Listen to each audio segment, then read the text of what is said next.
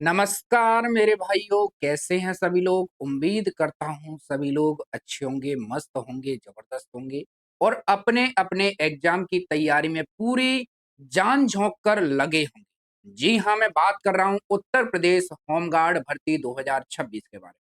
प्यारे साथियों, जैसा कि आपको पता है 25 अप्रैल से लेकर आपके 27 अप्रैल यानी 25, 26, 27 को आपकी परीक्षाएँ हैं।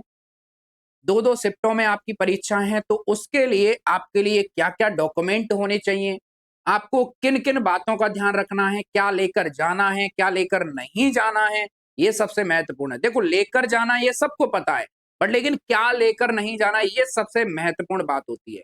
तो चलिए स्टार्ट करते हैं अपने सेशन को और ओएमआर को कैसे भरेंगे, सब कुछ आपको इस वीडियो में मिलने वाला है। तो सबसे पहले वीडियो को शेयर कर देंगे, चैनल को अभी तक आप लोगों ने सब्सक्राइब नहीं किया है तो चैनल को सब्सक्राइब कर लेंगे ऐसे ही पल-पल अपडेट के लिए। तो चलिए स्टार्ट करते हैं मेरे भाई, सबसे पहला जो हमारा काम है देखेंगे ध्यान से, यूपी होमगार्ड 2026 वाली जो भर्ती है इसमें बात करें तो आवश्यक निर्देश और चेकलिस्ट हमारे लिए क्या होनी चाहिए? परीक्षा हॉल के लिए सर्वाइवल गाइड, बिना गलती के प्रवेश कैसे पाएं? यानी अगर एक गलती हुई तो आपकी पूरी साल बर्बाद हो जाएगी, आपको परीक्षा में बैठने नहीं दिया जाएगा। मेरी बात समझ पा रहे हैं मेरी? तो चलिए स्टार्ट करें मेरे भाई। एक एक पॉइंट को मैंने अच्छे से डिजाइन कराया है। यहां पर आप देख सकते हो मेरे भाई, पहली बात आती है कि जो आपकी परीक्षा का स्वरूप है, तो 25 को होने वाला है, 26 को होने वाला है, 27 को। यानी ये आपका परीक्षा का टाइम दिया है। क्या दिया है मेरे भाई? आपको परीक्षा का टाइम दिया है कि आपकी परीक्षा 25, 26, 27 को होने वाली है। मेरी बात समझ पा रहे हैं? और इसमें अगर आप देखेंगे तो 100 प्रश्न पूछे जाएंगे। 100 प्रश्न भी वो भी आपके किसके होंगे? जीएस के होंगे। प्यारे किसके होंगे? ऑल पूरे क्वेश्चन जीएस के होने वाले हैं। ओएमआर आधारित रहेगा पेपर, ये सबको पता होना चाहिए। और ऑफलाइन परीक्षा यानी कोई डिजिटल उपकरण नहीं, केवल पेन पेपर मोड। यानी समझ पा रहे हैं? अगर कोई डिजिटली सामान आपके पास पहुंच गया गलती से, तो आप परीक्षा से वंचित हो सकते हो मित्र। तो यहाँ पर एक-एक चीज को आपको ध्यान रखना है। आगे बढ़ते हैं मेरे भाई।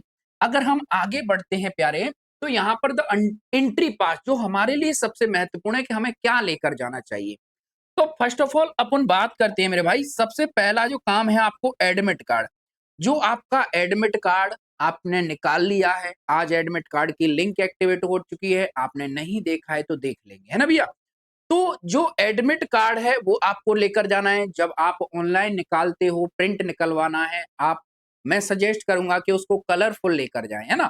ताकि सारे जो लेटर्स हैं या आपके अंक हैं वो सब स्पष्ट तरीके से दिख सके। ठीक है भैया? उसके बाद जो दूसरा हमारा सबसे महत्वपूर्ण डॉक्यूमेंट होता है, मूल आईडी। मूल आईडी में क्या क्या लेकर जा सकते हो आप? आधार कार्ड, आप वोटर कार्ड, पैन कार्ड, इसके अलावा अन्य कोई आपके पास वैलिड आईडी है, अगर ड्राइविंग लाइसेंस है तो आप वो भी लेकर जा सकते हो। लेकिन सबसे जो वैलिड माना जाता है वो आजकल आधार कार्ड माना जाता है। तो मैं आपको सजेस्ट करूंगा कि भाई आधार कार्ड तो लेकर ही जाना है।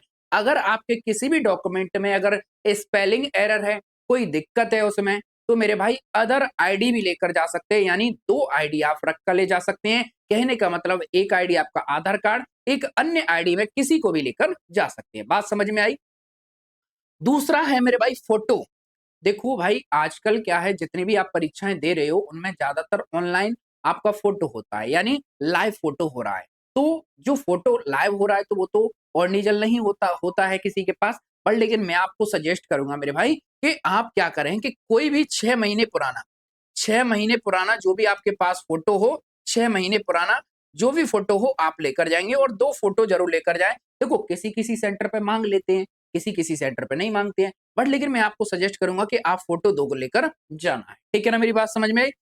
जो महत्वपूर्ण है वो आपके लिए बॉल पेन, सबसे महत्वपूर्ण। आजकल क्या है, आपकी जो परीक्षाएं हैं ऑफलाइन मोड हो रही हैं। कुछ परीक्षाएं जैसे यूपी में ज्यादातर क्या हो रही हैं, जैसे यूपीएसआई हुआ ऑफलाइन हुआ, आप यूपी कांस्टेबल की बात करें ऑफलाइन हुआ, आपका ये वाला पेपर है ये भी ऑफलाइन होगा। तो कहने का मतलब ये है कि यहाँ पर हमें बॉल पेन लेकर जाना है। काफी लोग इसकी जगह पे जेल पेन ले जाते हैं और जेल की वजह से क्या हो जाता है, वहां पर बहुत सारी गलतियां हो जाती हैं। तो जेल पेन नहीं लेकर जाना है, आपको बॉल पेन लेकर जाना है। ये चारों डॉक्यूमेंट आपको समझ में आई? इन चारों के अलावा आपको आगे बताती है क्या और लेकर जाना है, क्या नहीं लेकर जाना है। ठीक है ना भैया? इन 4 चीजों के बिना परीक्षा केंद्र में प्रवेश पूरी तरह से वर्जित है। कहने का मतलब है अगर आपके पास इनमें से 4 चीजें नहीं हैं, तो मित्र आप एंट्री नहीं कर सकते हैं। तो ये 4 चीजें तो आपको लेकर जानी ही पड़ेगी। ठीक है ना मेरे भाई? चलो आगे देखते हैं भैया और क्या चीजें हैं। बात करें भैया एडमिट कार्ड को आप कहां से निकलवा सकते हैं, मैंने अभी आपको बता दिया परीक्षा की तारीख से 3 दिन पहले, यानी आज आपके रिलीज हो गए हैं तो आपने डाउनलोड कर लिया होगा। ठीक है ना? जो आपकी वेबसाइट है यूपीपीआर, जो भी आपकी वेबसाइट है, यहां से आप डाउनलोड कर सकते हो। ठीक है ना? 2 फोटो साइज यानी नवीनतम रंगीन फोटो लाएं। नवीनतम का वही फोटो लाएं जो आवेदन फॉर्म भरते समय अपलोड की थी। देखो भाई 2 चीज है, अब समझो। अगर आपने लाइव फोटो खिंचवाया है, अगर आपने लाइव फोटो खिंचवाया है तो कोई दिक्कत नहीं है, 6 महीने पुराना ले जा सकते हो। अगर आपने फोटो लगाया है, फोटो के माध्यम से आपका फॉर्म भरा है, तो मेरे भाई फोटो वही लेकर जाएं जो आपने फॉर्म भरते समय लगाया है। ठीक है ना? तो दिक्कत नहीं आती है। ठीक है ना भैया? दिक्कत नहीं आती है, समझ में आए? चलो आगे देखते हैं भैया। आगे भैया आईडी सत्यापन। तो आईडी सत्यापन के बारे में बात करें तो भैया मूल मान्य होगा। जैसे स्वीकार्य क्या होगा मेरे भाई? तो स्वीकार्य में मैं आधार कार्ड आपका होगा भैया। आधार कार्ड तो कंपलसरी है। इसके अलावा आप लेकर जा सकते हो वोटर आईडी, आप पैन कार्ड भी लेकर जा सकते हो, ड्राइविंग लाइसेंस लेकर जा सकते हो, पासपोर्ट लेकर जा सकते हो। ठीक है ना? यहाँ पर अस्वीकार्य क्या है? आईडी की फोटोकॉपी बिल्कुल मान्य नहीं है, तो आपको ओरिजिनल लेकर जानी है, यानी ओरिजिनल, ओरिजिनल मेरे भाई लेकर जानी है। ठीक है ना? मोबाइल में सॉफ्ट कॉपी नहीं चलेगी, डिजी लॉकर वाली बिल्कुल नहीं चलेगी। यानी कहने का मतलब ये है आपको मूल लेकर जानी पड़ेगी और डीजल लेकर जाने पड़ेंगे। ठीक है ना भैया? आगे देखते हैं भाई। The OMR tool list, tool kit. अगर ओएमआर की बात करें तो मेरे भाई काला या बॉल पेन लेकर जाएं। यहां पर देखेंगे मैं सजेस्ट करूंगा कि भाई ब्लैक लेकर जाए, है ना? ब्लैक लेकर जाए, मैं सजेस्ट करूंगा ब्लैक लेकर जाए। 100 क्वेश्चनों वाली ऑफलाइन ओएमआर सीट के गोले गोले भरने के लिए अनिवार्य है बॉल पेन। ठीक है ना भैया? यहाँ पर क्या ध्यान रखना है, ये बहुत महत्वपूर्ण है मेरे भाई।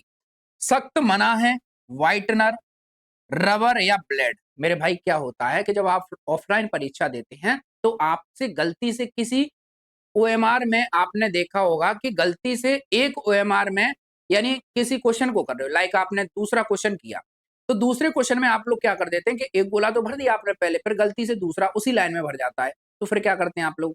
होशियारी दिखाने के चक्कर में आप ब्लेड लेकर चले जाते हो, या फिर आपके पास रबड़ है तो उसको घिस्सा मारते हो। घिस्सा का मतलब आप घिसना चालू कर देते हैं, और घिसते हैं तो फिर आपके पेपर वो यानी ओएमआर फट जाएगी, और फट जाएगी तो फिर नुकसान आपका है।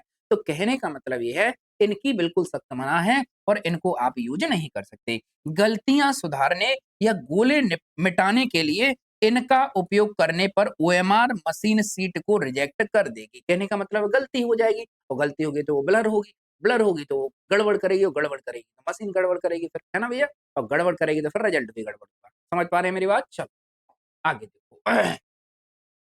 आगे है मेरे भाई जीरो टॉलरेंस जोन परीक्षा हॉल में क्या लेकर ना जाए। देखो भैया जो हमने सीखा अभी कि क्या लेकर जाए, बट लेकिन सबसे जो महत्वपूर्ण होता है क्या नहीं लेकर जाना है, क्या लेकर नहीं जाना है। सब लोग बता देते भैया ये ले जाओ, ये ले जाओ, फलाना ले जाओ, ढिमका ले जाओ, बट लेकिन क्या लेकर नहीं जाना ये सबसे महत्वपूर्ण होता है। तो भैया सबसे पहली बात है कि भैया mobile phone not allowed, mobile phone नहीं लेकर जाना है। आपको मेरे भाई वॉच लेकर नहीं जाना है, मेरे भाई कैलकुलेटर नहीं लेकर जाना है, भाई साहब ईयरफोन नहीं लेकर जाना है, भाई साहब हेडफोन बड्स वगैरह आपको नहीं लेकर जाना है। यानी कहने का मतलब ये है इनमें से कोई भी सामग्री आपके पास इलेक्ट्रॉनिक गैजेट आपके पास नहीं होना चाहिए। उसके बाद कागज सामग्री में देखेंगे तो किसी भी प्रकार का रफ कागज नहीं होना चाहिए।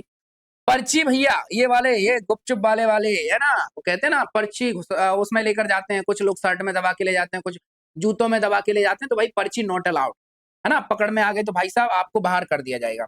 Study material no book allowed, यानी कोई भी किताब आप अंदर लेकर नहीं जा सकते। इन वस्तुओं के साथ कपड़े, सॉरी कपड़े नहीं, पकड़े जाने पर तुरंत निष्कासन हो सकता है, निष्कासन बाहर निकाला जा सकता है। ठीक है ना मेरे भाई? अगर इनमें से कोई भी चीज आपके पास पकड़ेगी।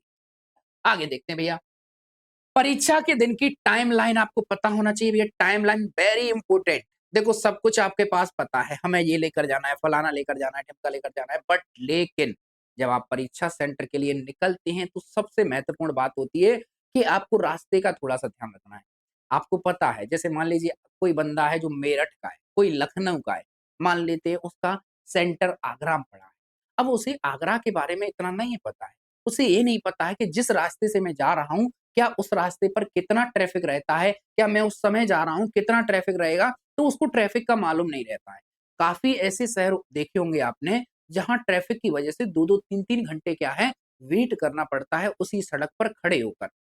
तो मैं आपको क्या बताना चाह रहा हूँ कि आपको पहले तो समय से पहले निकलना है। समय से पहले का इन द सेंस ये है, अगर आपका किसी दूसरे शहर है तो 1 दिन पहले पहुँचिए। अगर आपका उसी शहर में जहाँ आप रह रहे हैं, तो भैया कम से कम 2 से 3 घंटे आप पहले पहुँचना स्टार्ट करिए। क्योंकि भैया रास्ते का किसी को नहीं पता है कि भैया रास्ते में कितना ट्रैफ़िक मिल सकता है। ठीक है ना, मेरी बात समझ पा रहे हैं? आगे देखते हैं। कम से कम मेरे भाई 60 मिनट पहले, यहाँ 1 घंटा कह रहा है लेकिन मैं आपको सजेस्ट करूँगा 2 घंटे पहले, यानी आपको रिपोर्टिंग टाइम यहाँ पर पहुँचे यानी कम से कम 60 मिनट पहले। गेट बंद होने का समय, यानी इसके बाद किसी भी अभ्यर्थी को अंदर जाने की अनुमति नहीं दी जाएगी। जैसे आपके गेट एंट्री बंद लिखा है, टाइमिंग आपको एडमिट कार्ड में लिखा होगा, तो अगर आप लोग वहां पर नहीं पहुंचते हो समय पे, तो आपको अंदर नहीं करने दिया जाएगा। ठीक है ना? परीक्षा शुरू हो गई तो परीक्षा प्रारंभ, शांति बनाए रखें। जैसे ही आपकी परीक्षा चालू हो गई तो भाई साहब बिल्कुल आपको आवाज नहीं निकालनी है, और ना ही आपके पड़ोसी से बात कर रही हैं।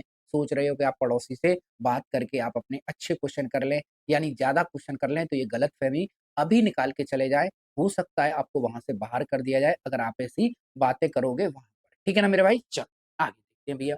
तो प्यारे साथी, अब लास्ट जो अंतिम चेकलिस्ट होती है जब आप घर से निकल रहे हैं, तो इन चीज़ों को आपको देखकर जाना है कि भैया आपके बैग में क्या-क्या रख कर लेकर जाना है ना? बैग में सबसे पहला काम होता है भैया एडमिट कार्ड का प्रिंट आउट, रख लो भाई साहब घर से पहले निकल रहे हो तो।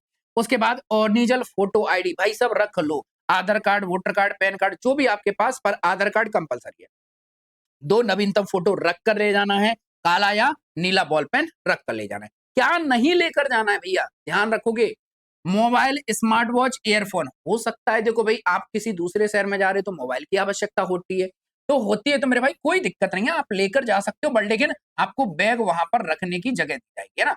आपको बैग रखने की वहाँ पर जगह दी जाएगी, याद रखिए। जगह दी जाएगी वहाँ पर, ठीक है ना मेरे भाई? तो आप लोगों को बैग में सारी चीज़ें रख देनी है। व्हाइटनर, रबर, ब्लेड इनका तो कोई काम नहीं भाई साहब, इनका क्या काम है? उसके बाद आईडी की फोटोकॉपी, डिजिटल कॉपी नहीं, बिल्कुल। ओरिजिनल रख के ले जाओगे, रफ कागज या नोट्स नो अलाउड, बिल्कुल भी नहीं है। आप वो बैग में रख कर ले जा सकते हो, लेकिन वहीं पर छोड़ना पड़ेगा जहां आप बैग रख रहे हो, सबमिट कर रहे हो आप। ठीक है ना, मेरी बात समझ में आई? अंतिम नियम यही है, गेट बंद होने के समय से पहले पहुंचे।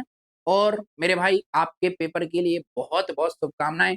जो आपने मेहनत की है उसको दिखा दो, दम दिखा दो। 25 तारीख को, 26 तारीख को, 27 तारीख को इनसे रिलेटेड, आपका पेपर से रिलेटेड कोई डाउट हो, और प्यारे साथी आपका कुछ भी डाउट हो, आप लोग कमेंट कर सकते हैं। इन अंतिम 2 दिन में क्या कर सकते हैं आप? देखो भैया, अगर आपके पास अंतिम 2 ही दिन बचे हैं तो मैं आपके लिए सजेस्ट करूंगा, अगर मैं होता लास्ट समय तो मैं क्या करता? देखो, अब पढ़ने से तो रहे कि अब क्या पढ़ें, क्या नहीं पढ़ें, ये तो अलग बात है। बट लेकिन मैं होता उस समय तो मैं क्या करता? मैं सोचता कि कहीं न कहीं से मुझे क्या मिल जाए भैया, कंप्लीट एक मैराथन मिल जाए। क्या मिल जाए मुझे? एक मैराथन मिल जाए तो मैं कुछ और बेहतर कर पाऊँ, है ना? तो आप लोगों को जाना है हमारे चैनल पर, और इसकी 12 घंटे की मैराथन हमने अपलोड कर दी है। कितने घंटे की मेरे भाई? 12 घंटे की मैराथन मैंने अपलोड करवा दी है।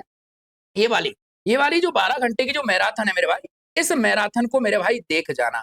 12 घंटे है मेरे भाई, यहाँ पर 11 साढ़े 11 घंटे यहाँ पर देख रहे हो, लगातार साढ़े 11 घंटे। अब आप समझ पा रहे हैं इतने इसमें कितने क्वेश्चन होंगे? लगभग भैया 1000 के आसपास आपके प्रश्न होने वाले हैं, जिसमें फुल डिटेल के साथ आपको एमसीक्यूज प्रैक्टिस बहुत शानदार है। फिर उसके बाद और क्या करना है मेरे भाई? और एक और छोटा-सा काम कर लेना, और छोटा-सा काम ये है मेरे भाई कि आप थोड़ा-सा प्लेलिस्ट वाले सेक्शन में जाओगे, और यहाँ पर यूपी होमगार्ड अलग से इसकी प्लेलिस्ट बनी है, और भैया यहाँ पर भी इनकी 10 वीडियो अपलोड हो चुकी हैं, sorry 10 video, 1 second, 10 video upload हो चुकी हैं, 10 वीडियो।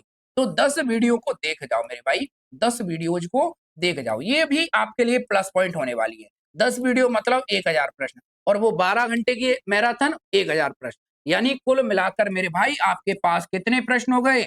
2000 प्रश्न हो गए, और 2000 प्रश्नों से आप परीक्षा की खोपड़ी में छेद जरूर करो, मुझे पूरा भरोसा है। ठीक है ना भैया? तो उम्मीद करता हूँ सारी चीजें आपको समझ में आई होंगी। अगर अच्छा लगा हो सेशन तो लाइक कर देना है, चैनल को सब्सक्राइब कर लेना है। मिलते हैं अगली वीडियो में अगले अपडेट के साथ, तब तक के लिए जय हिंद।